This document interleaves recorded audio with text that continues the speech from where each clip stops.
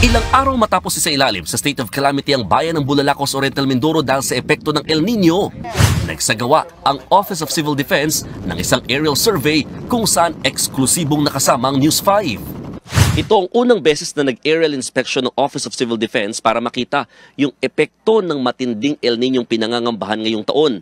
Lalo't para sa ahensya, masyado pa itong maaga sa inaasahan. Sa tansya ng OCD, huling bahagi ng Marso o sa Abril pa magsisimulang makaranas ng pinsala mula sa matinding El Nino. Pero sa bayan ng Bulalakaw, bumungad agad sa amin ang natutuyot na mga bundok. Halos lahat din ng mga palayan, tuyong-tuyo rin at nagkabitak-bitak na.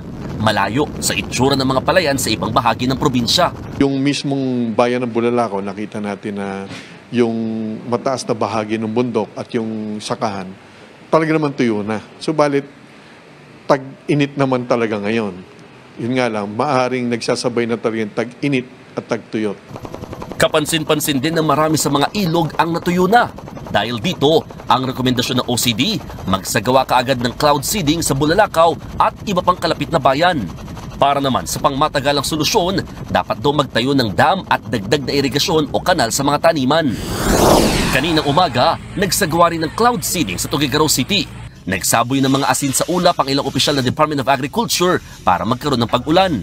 Agad naman niyang nagbunga dahil bumuhos ang malakas na ulan sa lugar. Huling nag-cloud seeding sa probinsya noong nakarang linggo.